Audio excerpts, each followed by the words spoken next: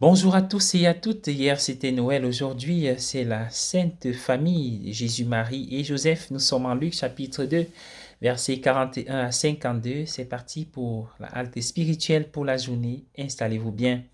En ce dimanche 26 décembre, Jésus a maintenant 12 ans.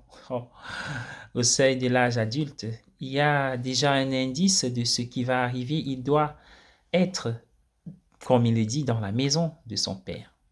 Le cercle fermé de la famille s'ouvre sur le grand monde. Cette ouverture est douloureuse car la vie n'est pas idyllique pour longtemps. Elle est tragique. Ce qui signifie qu'elle est destinée à une grandeur inimaginable. Cette grandeur, nous ne la connaîtrons jamais sans ce petit enfant né. Et il y a si longtemps, si loin. Il avait causé un retard de 5 jours. Ses parents devaient retourner à la ville à une journée de route, puis passer 3 jours à le chercher avant de revenir à l'endroit où il se trouvait lorsqu'ils l'ont marqué lorsqu'ils l'ont manqué pour la première fois. J'ai vu une ou deux mères dont l'enfant a disparu pendant 1 heure ou plus et cela fait froid dans le dos. Ce doit être un sentiment inimaginable, sauf pour les parents qui en ont fait l'expérience. Pendant 4 de ces 5 jours, Marie et Joseph ont connu ce sentiment. Il n'y a aucune explosion de colère ou d'impatience dans la description que fait Luc de cette rencontre, de ces retrouvailles. Quand ses parents l'ont vu, dit Luc, ils ont été stupéfaits et l'enfant a entendu dire de ses parents, « Pourquoi nous as-tu traités ainsi ?» La piété postérieure en a fait plus ample cas en la commémorant comme le 5e mystère joyeux du rosaire. Il aurait tout aussi bien pu être un mystère douloureux si les gens avaient concentré leur piété sur les 4 autres jours, la perte de l'enfant Jésus. La joie et la tristesse sont souvent si étroitement liées qu'elles sont inséparables.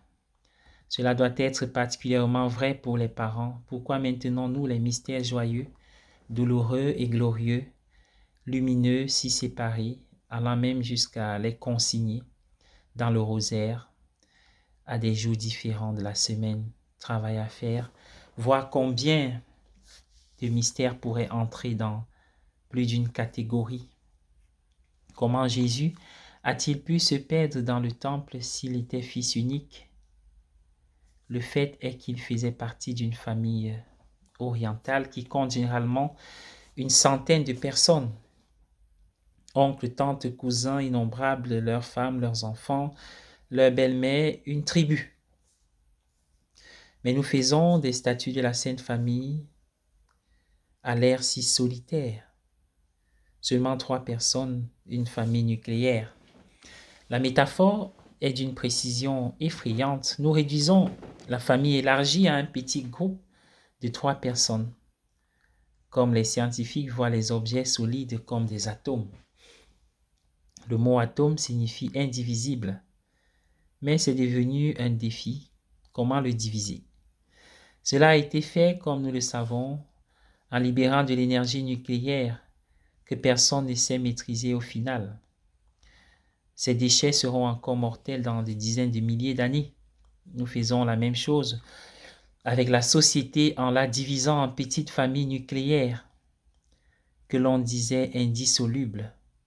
Mais comme dans le cas des scientifiques, cela n'a semblé fonctionner que comme un défi. Et maintenant, dans certains pays, jusqu'à 50% de tous les mariages sont dissous. En célébrant la Sainte Famille, nous devons réfléchir aux moyens de renforcer et de soutenir la famille. Bonne journée à tous et à chacun. Bonne fête de la Sainte Famille.